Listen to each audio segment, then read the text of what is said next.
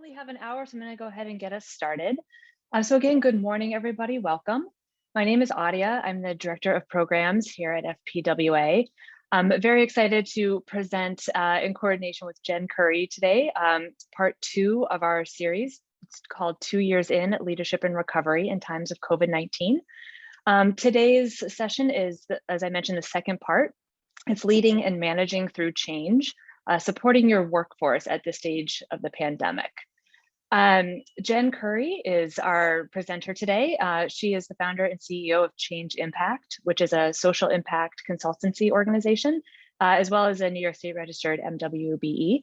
I'll certainly let her introduce herself and her organization in more detail soon, but just going to take a quick minute to give an overview of FPWA, as well as a few housekeeping things, and then I will hand it over. So for anyone who doesn't already know, FPWA is an anti-poverty policy and advocacy organization with a membership network of over 170 human services and faith-based organizations. We promote the social and economic well-being of individuals and communities by advocating for just public policies, as well as strengthening human services organizations. Just a little bit about this series. 2 years into this pandemic, as the city recovers and continues to recover, we know that nonprofits have been hit hard and continuing to be hit hard and continue to provide high levels of support for the individuals and communities that have been hit hardest by the pandemic. So we wanted to present this 3-part series over the course of the month of May to address some of those most common challenges and stressors that are facing the sector. So that certainly includes financial stability, which was part 1, which was presented, I believe that was last week, May 3rd, about ensuring financial stability for nonprofits. And then today, part 2, as we mentioned, is leading and managing through change.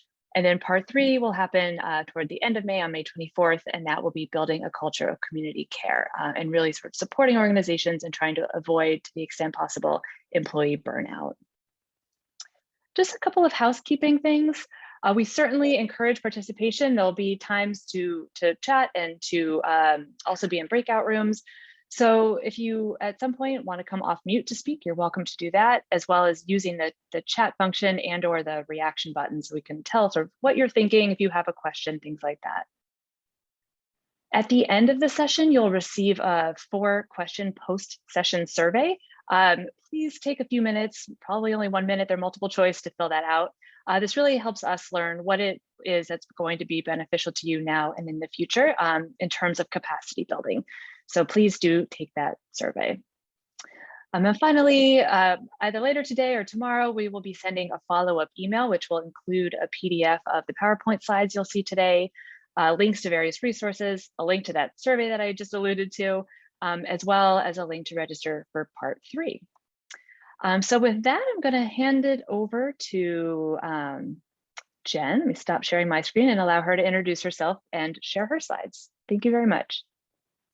Thank you so much. And thank you for all of you for being here. I know it's ironic almost talking about change and the pandemic and then saying, but carve an hour out of your day as you're dealing with all of these things to come sit and listen and participate. So I just want to acknowledge how hard it can be to make time for these kind of conversations and how much I appreciate you all being here.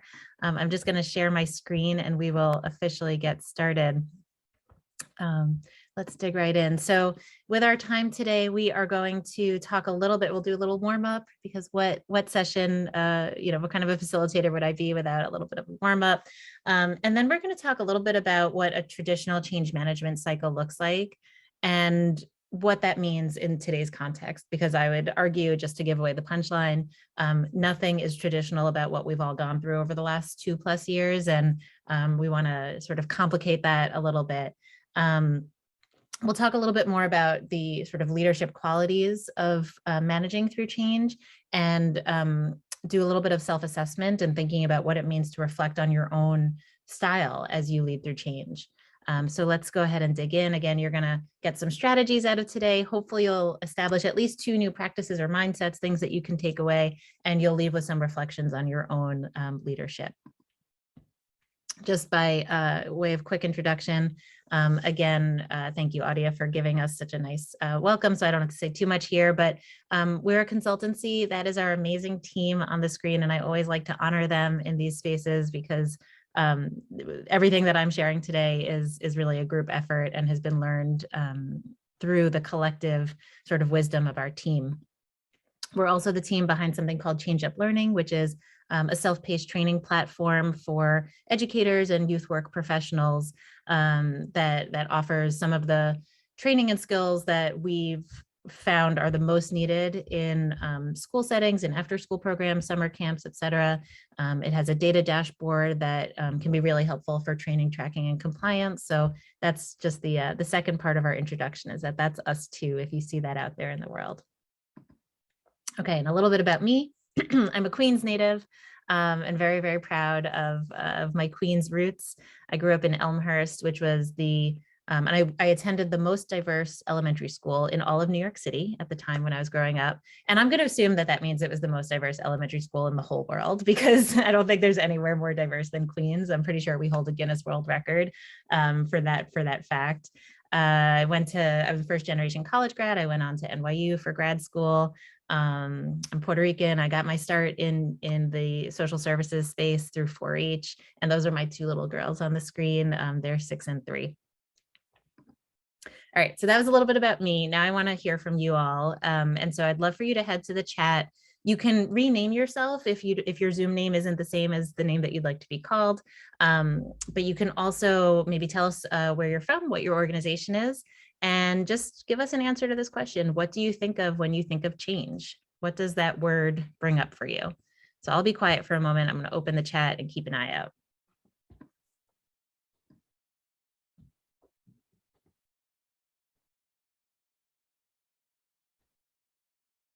It could be a word, a phrase. What do you think of when you think of change? I can start. Sorry, my camera is not working for some reason. Okay.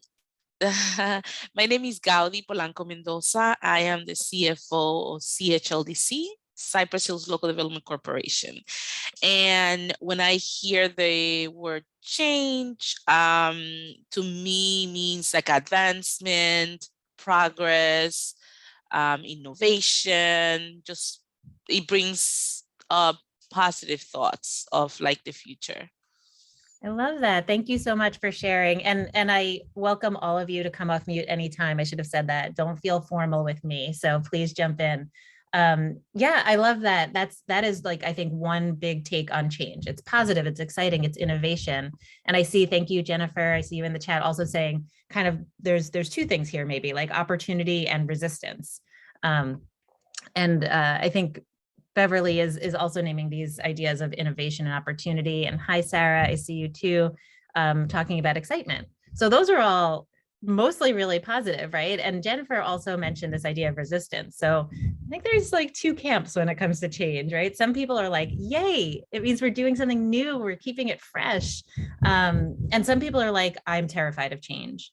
The change could be anything, right? And it's just the process of going through a change is what feels terrifying. Yeah, and thank you, Lon. I see what you're saying about this, like having to adapt and maybe having to move out of your comfort zone could be part of change too. The organization that I started is called Change Impact, and I had a lot of really interesting conversations with people about using the word change because it doesn't necessarily mean something positive to everyone. And in some ways, I think there's something kind of like beautiful about that, because our work is to support organizations. And it's not always wonderful, right? Sometimes there are really hard things that we're doing, that we're going through. But we kind of see that idea of change as being just a natural part of the nonprofit space and the work that we have to do, and you know, adapting and using an equity lens through that change. And so we stuck with it, and knowing that you know, it can kind of go either way. Thank you all for those responses. Really, really helpful. We're going to keep those things in mind as we go here. I use this cartoon all the time, even when I'm not talking about change management, because I think it's also, it's a funny reminder of the reality when it comes to change, right? Some people are in a space where we're like, yeah, we want change. We want, you know, it could be big picture system stuff. We want action on climate. We want, you know, more investment in anti-poverty programs. It could be organizational, you know, we want free snacks in the kitchen, right? It could be all of these things. But when we think about who wants to change and who wants to change themselves or lead a change, that's far fewer people usually who are willing to engage in that space. And this again is just some of the reality when it comes to change.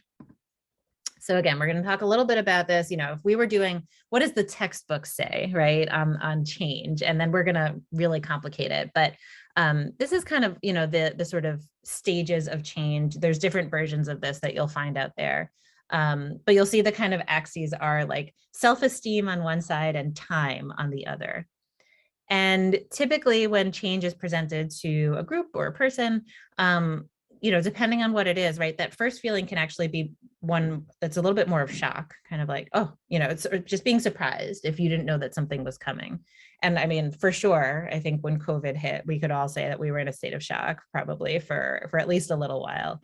Then there's the phase of disbelief, which again, this isn't for, you know, it's not science, everybody goes through this, but typically people go through a little bit of disbelief where you kind of minimize it. You say, all right, like maybe it's not that bad, maybe that's not really how it's going to be. Maybe a little bit of self-doubt after that, like, oh, I'm not sure if I can take this. I don't know if I can handle this. And then when we finally get to acceptance, which is saying, all right, you know, I gotta out with the old and with the new, I have to adapt. Then you kind of see this uptick in this chart, right? So then we start experimenting, piloting, figuring out what we're going to do next, right? And our energy changes a little bit. We start this kind of search for meaning next. So, you know, okay, we've accepted it. We're trying new things. Maybe a little reflection. Why is this happening? What's happening to me? What's happening to my organization, right? And eventually the change just becomes part of who we are and what we do and how we live. And so we integrate it. And again, thinking about this in the context of COVID is really interesting, I think, because we probably see a little bit of all of these in our experience, maybe not in this order and maybe not with the same ups and downs, because I think, you know, I do not want to use the word unprecedented. I'm struggling to come up with another word, but you know what I mean, right? Like this has been something like nothing else. So it's not going to fit, you know, the sort of traditional change management processes. But I just wanted to ground us in this sort of understanding of what the stages of change are. I'm going to play a short clip from this panel that the National Summer Learning Association actually held with some really phenomenal leaders. You probably know some of the folks on the screen as I do. And we're going to hear just a little bit from Siaca Hamilton, who's the executive director at Bottom Line. And you'll hear the question that she was asked and her answer. And then we're going to talk about this idea of how we have held on to our values and how we've managed change during the pandemic. So I'm just going to play about 2 or 3 minutes and then we'll talk about it. How did you see your values emerge, reflected, refined through what you've been going through in these last few months? Yeah, this is a great question and a great opportunity to reflect on how I really thought about this. As an organization, we employ 150 people across all of our regions. 50 of those work on my team in New York City, and the vast majority of the folks on our team are also individuals of color, also first gen.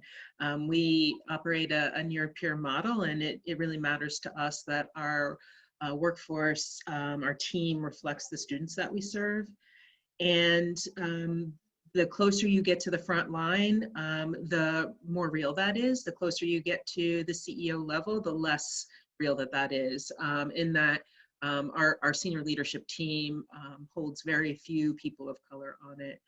And as we got to this pandemic, as we got to the financial implications of the pandemic, some really exciting plans we had set forth for the organization looked like they might be stalling, and namely a significant equity pay increase for the individuals who are on the front line of our staff.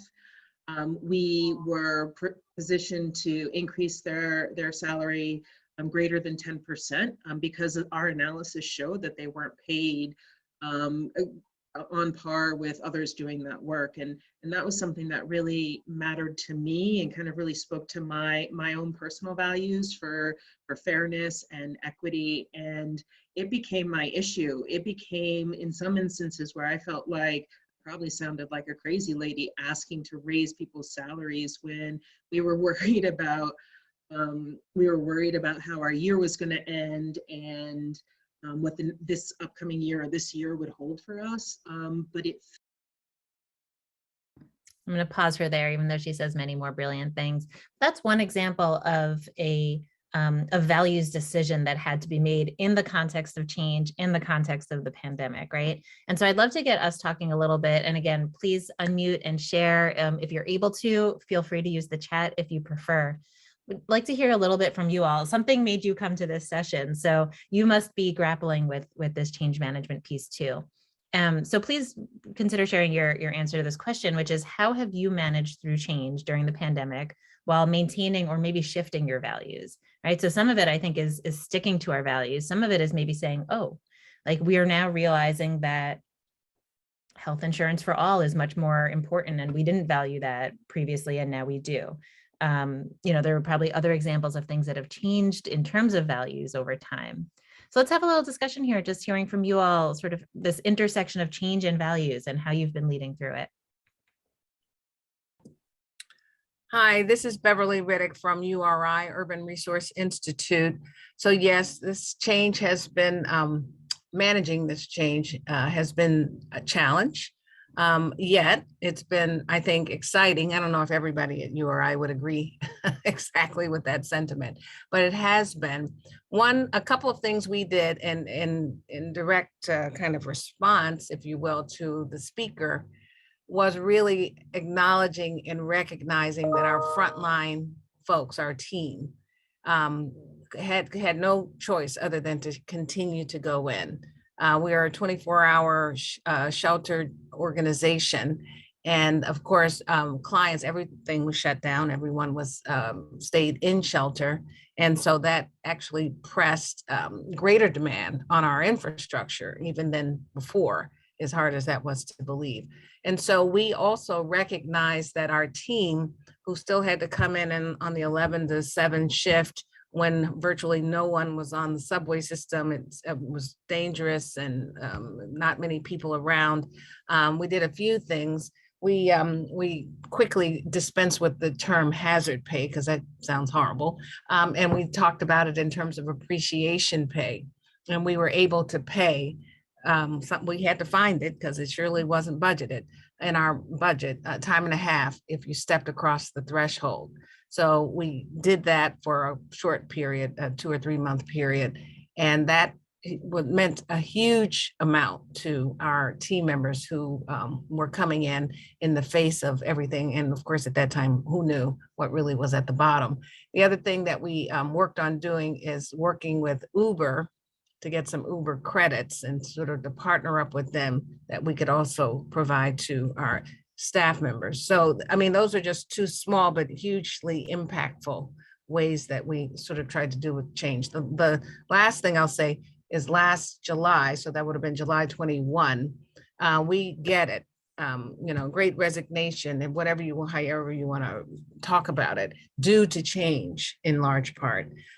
We went out and talked to our staff members at each of the sites, and we increased our minimum salaries to $30,000 per year. Again, this is not funded or reimbursed, and we are appreciative and grateful that we have some resources, but we don't have a lot of resources. But again, we're trying to connect and engage with our frontline team, and $30,000 we all recognize is not a lot of money either. However, we raised the minimum, our minimum wage rate above the $15 to get there. So I think, and we hope that some of these incremental steps in terms of change have helped. Yeah, thank you, Beverly. That's really helpful. I mean, what I'm hearing you say is, if you decide that your value is people first, right, and taking care of your team members so that they can, of course, turn and do all of the amazing work for your community, then that requires investing in them monetarily, keeping them safe as much as possible. And I'm sure none of that was in your strategic plan, right? So that all required really. No, none of that. Thank you. Sarah, did you want to jump in? Yeah, just really quick. So Sarah Wessel, Senior Director of Partnerships for Co-op Careers. We train first generation college graduates for careers in digital marketing, data analytics, and tech sales. And we put a big emphasis on community. We were a 100% in-person program prior to the pandemic. We were in an office 4 days a week. Fridays were days that you could work from home. And so, you know, that value of community really shifted during the pandemic for obvious reasons. We couldn't be safely in community with one another. But trying to figure out ways to still build community virtually has proved to be incredibly difficult, especially when you're managing a national team that's really dispersed. And, you know, folks with varying levels of comfort of coming together even now to you know, be in person and community together, and also recognizing, like, you know, the team being on Zoom all day every day is incredibly draining on their mental health and just their energy levels. And so it's been a lot of recognition that, like, we're not going to be able to do everything right during this time. Like, this is not ideal, but like, let's do what we can and honor people where they are. So if they're having a tough day and they need to be off camera for the full day, like that should be okay. Also trying to manage the team through, like, just because you're working from home doesn't mean that you have to stay online if you're sick. Like, that's been a big conversation, I think, for everyone. Or like, you know, if your child is homesick, like, don't feel like you have to show up 100% all of the time, because if you were going into an office, you would have been staying home and taking care of your child or your family member or yourself. So it's a lot of just like reminding people that just because you are on your computer in your home all day doesn't mean that you shouldn't be making time for self-care and honoring you know, your boundaries and what you need to make sure that you can do the work as best as you can in the world that we're living in right now. And something that I'm looking forward to and have a lot of like reservations about is we're talking about going back to a hybrid model in person, you know, going back 1 day a week starting in Q4 of this year. And that's going to be a big shift. And like, I don't know how my team is going to react to that. And so just like starting to think through, like, how can I work with the other leaders across the organization as well as my team members to understand how they're feeling about this upcoming impending change that everyone now knows about. And make it as smooth as possible, while still understanding that there are going to be those varying levels of comfort and accessibility for individuals depending on their circumstances. So yeah, community, big thing that was disrupted across the board. Yeah, absolutely. And you raised so many great points, but I can't imagine any of us, maybe one or two really forward thinkers, but you know, nobody had a playbook for how to operate a virtual office. And I know many of you work in organizations where your programs and your services continued in person. But when we think about, I mean, just that, right? The fact that some people could work from home and some couldn't, that's a major equity issue. The fact that there's Zoom fatigue and just best practices in working virtually that we all had to figure out, you know, the hard way, the hardest of ways, I think. And then, you know, from an equity lens, just thinking about, I've read a lot of really interesting and heard a lot of firsthand accounts of people with disabilities talking about what it's like to suddenly be interacting through Zoom for the majority of their work versus being in person. And some of the, I'd say both benefits and challenges to that experience. Really interesting articles on the experience of people of color suddenly having to sit in front of a computer and stare at themselves and their colleagues, right, for most of the day, and perhaps feeling like, wow, I'm the only person who looks like me on this screen, right, and having that experience. So there's so many nuanced experiences and challenges and opportunities through this that just none of us were prepared for. And thank you, Lon. I see what you're saying in the chat too, that it really has forced us to ask ourselves a lot of hard questions, rethink a lot of HR policies. And of course, with the Great Resignation and the staffing shortages that we've, I think, just especially seen in the nonprofit space, you know, just having to do things very differently and at the same time take care of the staff who are on our team, right? So avoid that burnout. make sure that we're taking good care of them, but figure out kind of what we're going to do to recruit and fill jobs. It's all been a lot. And so I bring us back to this. Like I said, we could almost throw this out, right, in the conversation that we're talking about. But I think for many of you, probably in your positions, that number one, that sort of shock experience that we all had, and of course, personal thinking about worrying about our families and our own well-being, very quickly had to turn into experimentation and integration, right? Like we didn't really have time to sit around and say, oh, this is so shocking. It was like, what are we doing tomorrow? We have staff in shelter who need to know the plan. Like we have community members who rely on us. And so there's no time for disbelief. There's no time for, oh, it's just a cold, it'll pass in 2 weeks, right? Like we really had to dig in very quickly. And so that's why I think for some of us, at least maybe even just from my own perspective, the stages of change over the pandemic have been more of a, I don't know, swirly circly kind of a thing, right? Where, taking quick action and then maybe having time to reflect on it and having time to experience that self-doubt. Oh my gosh, did I do the right thing, right? But then having to quickly take action again. And, I think this chart looks very different for us in the current phase that we're in. Does anybody else have another thought or a question before we move on to our next piece here? I usually leave lots of silence just in case, but we only have an hour today, so I'm gonna keep us going, and you can pop in anytime if you have something to share.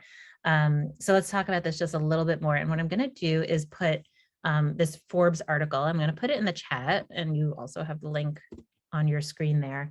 I'm gonna give you just 2 minutes. It's a pretty short article. You can read it or you can listen to it, or you can just pause if you're not in a space where you can access it. No worries, because I'll recap what's in there. But let me give you 2 minutes to do just a quick scan of that, and then we'll talk about what's there.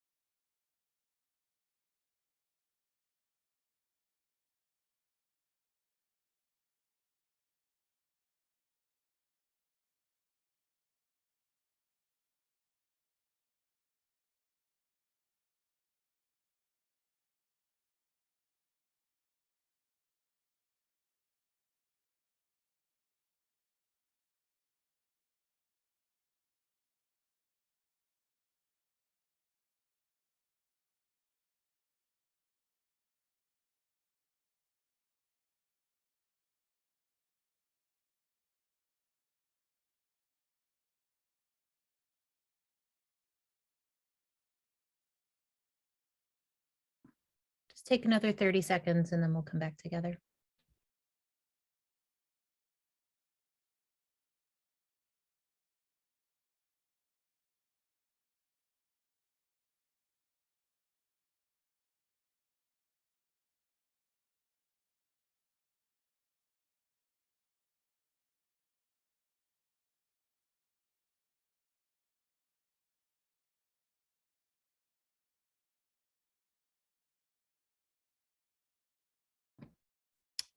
Okay, so just to do a quick recap of what you read, these were the 5 strategies that the article points to, and I just thought it was a helpful little organized way of thinking about this. So create an agile go forward plan that can evolve with changing times. I just had a conversation with another group. We were talking about strategic planning, and I can't tell you how many people in the group said, oh, our organization just said, forget strategic planning, like, once the pandemic started, and hasn't come back to it. And again, I don't know that any of us knew we were going to be in this for 2+ years. We know that it's not over. How long do we go without a strategic plan, right? That's a really big leadership decision. So I kind of, I leaned into this recommendation of, it doesn't have to be the big 3 to 5 year plan where you hire a $30,000 consultant, right, and do a whole thing, but have a plan. Have a plan that you can evolve with, that can be dynamic, that you're not writing anything in stone, but that way you're not just throwing things against the wall, right? I thought that was quite helpful. Define your along with that, defining short-term metrics for success and make them transparent and accessible. And short-term can probably mean different things for each of your organizations. So, is it, we're only going to look at what the next 6 months should look like and see if we've made it. 3 months, maybe it's the next 4 weeks, right? Depending on the kind of work that you do and how much is within your control. But staff, really need to know, I think, what the goalpost is, right? Where it is, what it looks like. And with all the grace to know that things are going to change. And again, I'm sure you all have had similar experiences after being so careful for all the things in January. Like many other families, my family got COVID, right? And of course, I had a full plan of activities and projects and things that I was working on. And a lot of deadlines had to get moved, and I just had to accept that and be okay with it. But I felt control over that, and I felt like, okay, this is the right, decision for my health, my family, what I need to do. But it didn't mean that I got rid of all of the deadlines and metrics for myself, right? I just changed them. And I think that that's an important space to be in for, ourselves, but also for people who maybe report to us and kind of need to know there's flexibility because, things will go wrong. And I'm going to be held accountable to something. It's not like I'm just out here doing, it's not a free for all, right? And striking that balance is tough. I love this idea of creating different incentives. So it might not be, the top performer or the most this or the most that, but you showed up, and that actually means something these days because we can't always show up, with everything going on. So thinking a little bit differently about incentives. See the development of passionate champions of change. So for some of the kinds of things that you all described that your organizations were doing, who other than the executive director or a senior manager was able to say, hey, this sounds good, let's do this, and finding the folks who are who have the same orientation that you all seem to have to change, where it's optimistic, innovative, excited, and help, use sort of them as some of those leaders within the team to promote some of the changes that are coming. And then I think really, really important, and something that's so easy to get wrong, is your communication plan, right? So the last tip was around communication. I struggle with this as a leader too. I'm sure many of you do. How much to communicate, when to communicate it. I want to be super transparent, but I don't want to say the wrong thing. And it's very, very hard sometimes, but the best thing that I've learned, I think, is to just name those things. So sometimes I'll be sharing something with my team and say, here's the update as of today, just so you know, I think it might change, but I want to let you know where we are today. Or here's as much information as I have, and I don't have the full story yet, so there's going to be a part 2 of this conversation to come. Sometimes I think we feel like we have to get it perfect, but if we can maintain transparency and sometimes just share the imperfection of what it is that we're communicating, that can go a long way. So that was my take on this article and these 5 tips. Does anybody want to respond to or react to anything?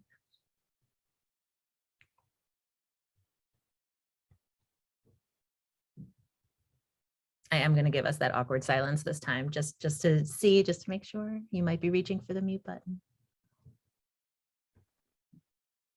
I just wanted to reiterate the point of there's a difference between having no plan, which can create some chaos, right? It's like maybe it's not a 3 or 5 year strategic plan, but I like the way you said, Jen, having goalposts so that people are working toward the same thing together. And maybe that is, halfway down the field or whatever the correct sports metaphor is. But, being able to change that and having short-term plans, but not just leaving everyone floating for too long, because I think that is stressful. Yeah, I mean, we could, so, you know, from January to March, we served 40 people this year, right? Is a statement that one could make. If the goal was 20 people, then that's amazing. If the goal was 300 people, like, oh my gosh, you know, what were we doing, right? We have a problem here. And so there, we need context as, I think, human beings, but certainly as professionals, to know, you know, if we're on track and if we're all working toward the same thing. So I do think that one's really, really important. And thank you, Jennifer. I see you in the chat there. All right, I'm going to keep us moving because, again, we only have a short amount of time together. And I could talk about this all day long, as you could probably tell. So I want to give you a little tool, and I'll put it in the chat in just a moment. And I always, you know, struggle with whether to spend time on this in a training or not, but I think it's incredibly useful. So I'm actually going to send this tool to you as a PDF that you can open up. You can go through and score yourself if you'd like in this time, which I think would be wonderful. It takes about 5 minutes, and then you have to do some, you know, math and calculations at the end. It's okay if you don't get through the whole thing, but I am going to send it out to you all and give you a few moments to engage with it. And again, if you don't finish, it's fine. And then we'll talk a little bit about the traits of change readiness as a leader. So what does it mean? What are the kinds of competencies that help you to lead through change? And we'll talk a little bit more about what that all means. So I'm just going to do a quick copy and paste. Give me one moment here to pull this up for you. Okay, here we go. So in that folder that I just sent out, you have access to a PDF of the assessment, and you also have the answers. I'm doing honor system. Don't look at the answers until you're done with your assessment, y'all. Paying attention. I'm going to give you just 5 minutes again. If you can get it done, that's great. If not, it's okay. We're going to start talking about what these traits are. I'm going to set a little alarm on my side.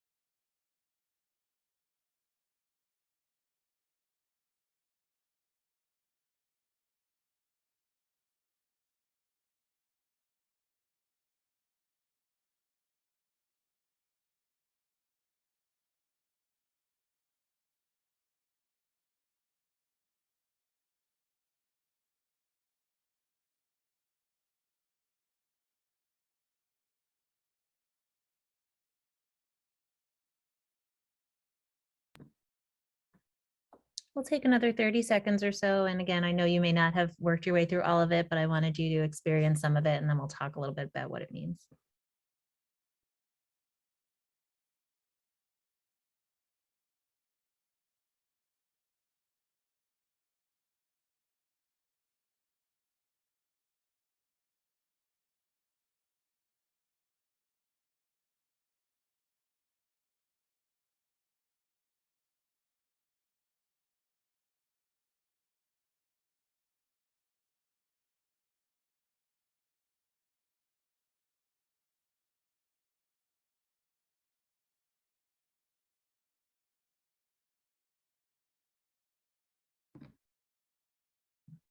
So let me share a little overview of what this is all about. And again, you've either taken some of the indicators or you've gotten through all of them. These are the kinds of prompts, right, that tie to the indicators, the areas of change readiness. And the way that this tool breaks out, I think there's 7 or so different traits that they cover through these questions that you were just looking at. So one of the traits is resourcefulness, ability to use available resources to develop a plan and a plan for the plan, right? All the backups and contingencies. Being creative, so thinking of new ways to solve old problems. And if you're overly resourceful, right? Because they also say, like, if you're too much of this trait, some of us, I'm going to put myself in that category, may create complex solutions over simple ones, right? It's if you're too resourceful, you're making too many plans, you're trying to engineer everything, and that can take up too much of your time and become a challenge. The next trait is optimism. So when you're optimistic, of course, you recognize all the opportunity and possibility. You have a strong faith that things are going to work out the way that they should. And I think we all know that if we are too optimistic, right, sometimes we don't see the barriers and the challenges. We're not anticipating the things that could go wrong and solving for them. And it doesn't mean that you have to be pessimistic, but you could be what we like to call, cautiously optimistic, right? The third trait is adaptability. So your ability to be flexible, and we often call this resilience. We talk about this a lot in youth work, right? The importance of resilience. So as leaders, we need to be resilient in the face of change. And it's also about your ability to bounce back. So after something happens, that you may need to take your moment. I mean, we've probably all, you don't have to confirm or deny this, but I'm sure we've all had days where we've cried over the last 2 years, right? Where things were just really, really hard. But how quickly you're able to bounce back from that and turn those feelings into something productive is being adaptable. Confidence, of course, is confidence in yourself and your own leadership and your own ability to manage change, but also your situational confidence given the circumstances around you. And we know that we've all seen overconfident people, right? And there's a tipping point where I think we want to be really confident in our ability, but we don't want to either be or be perceived to be cocky, right? Which is I think just too much confidence, and that doesn't appear to be healthy, right, to the other people around us. Having a tolerance for ambiguity, another place where I know I'm not very strong. So being able to accept the fact that things are going to change, right? I think Jennifer said in the chat earlier, the only constant is change, and how much you can just accept that and be comfortable with it is part of your ability to manage change. And then the last 2 traits, one is about adventurousness, which I think is really interesting.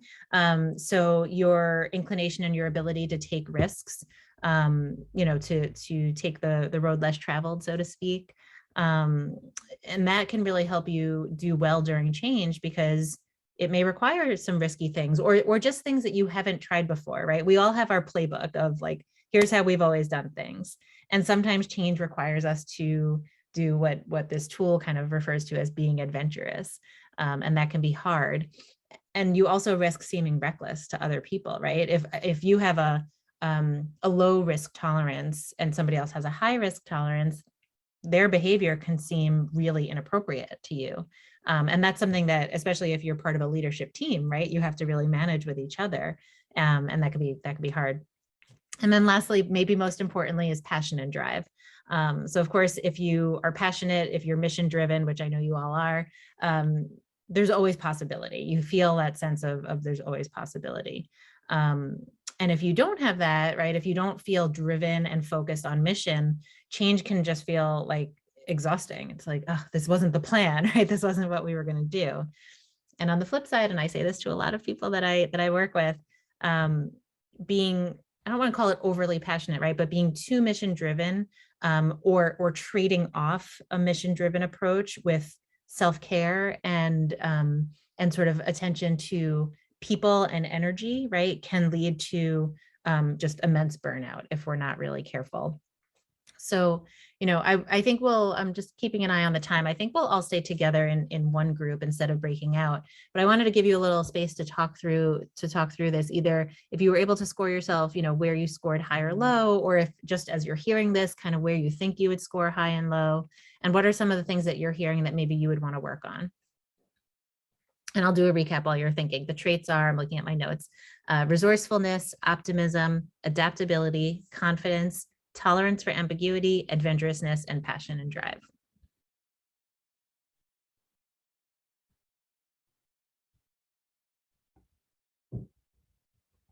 You can come off mute or go into the chat.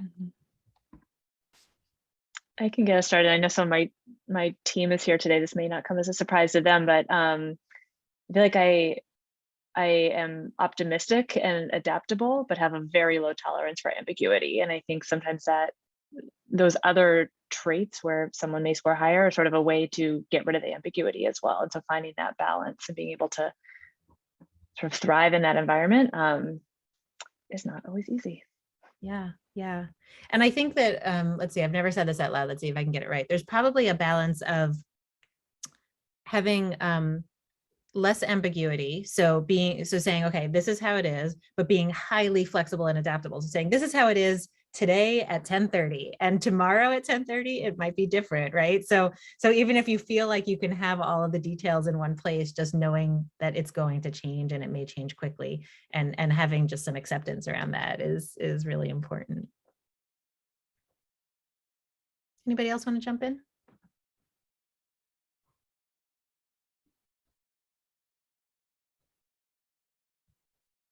It's okay if you don't, but again, I'm going to give you a moment to think because you may have something you'd like to share.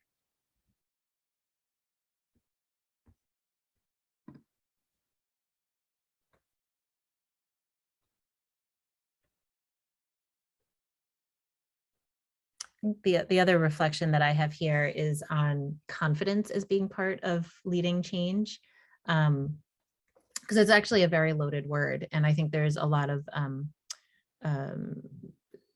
connotations around gender, around the narratives around us, right, about what confidence looks like. I think we've all probably heard this or seen this or experienced ourselves, particularly as a woman, when you're confident, right, the ways that can be perceived as being bossy or pushy, rather than just being sort of clear in your leadership and direct. So that one always kind of gets me a little bit, because I do think it's important to be confident in your leadership. And I mean, if you're not confident in your leadership, I always think, well, what are you doing? Change something, right? Because you should believe in yourself. You know, there's no reason not to. You know, if you've looked at the data available to you, if you've talked to your colleagues, if you've looked to experts, and you're making decisions based on sound information, there's no reason not to have confidence in where you're going. But that, that can feel a little bit fraught sometimes. And so that's one for me that I keep a close eye on, striking the right balance. All right, anything else before I move us forward? Okay, let's keep going. Can't do this topic without talking about self-care. It's already come up a little bit. I think, I am, I've done all the assessments, the communication style and all the things. And I know for myself, I am a very sort of task-based person. I like to get the job done. I like to do a little bit of the visioning, but I'm not super in the space of ideating and visioning. I'm just very goal oriented. And where I know I score low on some of those assessments as a leader, or I shouldn't say I score, my natural sort of tendency is to focus a little bit less on the people side of things and to focus more on the product and the process. So for me, I always really have to remind myself, and again, it's not because I don't believe in it, I believe very much in this, but my natural tendency is to say, okay, what's the project, how are we going to get it done, who's involved, let's get the focus group going, right, and focus on all of those things, but really have to slow myself down to think about team and people, because I do care so much about team and people. So, just as a quick reminder here, right, through the change management cycle, taking care of yourself is really important. And it's one thing to say it to your team, but not do it, right? You actually have to model self-care. You have to model, I'm taking a sick day today and I'm closing the laptop and I'm not going to be on. Or again, I think being very explicit, hey, everyone, I'm taking 3/4 of a sick day today. I'm going to be on for about 2 hours because I know I have to do XYZ and I'm feeling up for it, right? Like, I think just being explicit in those moments helps to model for your team. All right, like, she's not, working too hard. She feels fine, but she is going to rest later. Like, that makes sense to me, right? I think that the way that we, of course, we know actions speak louder than words. And so we really have to present self-care the right way. And I think the other thing that's helpful to think about is that self-care really looks different for different people. For me, again, I like to use myself as an example because I don't want to project onto anybody else, but sometimes for me, self-care, if I feel like I'm working too hard, isn't necessarily to stop working or take a day off, although sometimes it is. But sometimes for me, it's like wanting to get deep into a creative project that I keep bumping down my to-do list, those things where they're important but not urgent, right, on the time management matrix. So sometimes self-care for me is like, I'm going to turn off email, I'm going to put the other things aside, and I'm going to do this piece of my work because I'm actually really excited to do it. And I think to somebody else looking at me, that could be like, Jen just needs to take a day off. What is she doing, right? And I might do that next week because that's what I need for self-care then. But it looks different for different people, and it can look different day to day. So really, encouraging you all to think about this for yourselves and how you can structure self-care, opportunities for your teams, right? To set boundaries, to, create the psychological safety where they can ask for help when they need it, to, be very, forgiving when possible, right? Giving lots of grace. And I think we've all learned that grace is like a top line necessity these days. Recognizing, some people, and I'm sure you all have this, some people want lots of team time because it feels good to be social and together. Some people are like, please stop scheduling meetings. I don't want to do another virtual bingo. I just want to be alone, and I don't want to do happy hour. I don't want to do any of the things. So navigating all of that for your team, when so much change is happening, can be hard. And so I think, some ways to navigate that are to give options for self-care, right? So, hey, everybody can either, come to this, fun activity that's scheduled during the workday, right? We're not asking you to work extra hours, from 4 to 5 p.m. Or if you want to opt out, that's fine. And you can, do something that restores you during that hour, right? And so just letting people kind of plug into the idea of self-care wherever they can. Anybody have anything that's worked really well for you in terms of building that self-care in for your teams during the last couple of years? We'd love to learn from each other in our last minute or two here.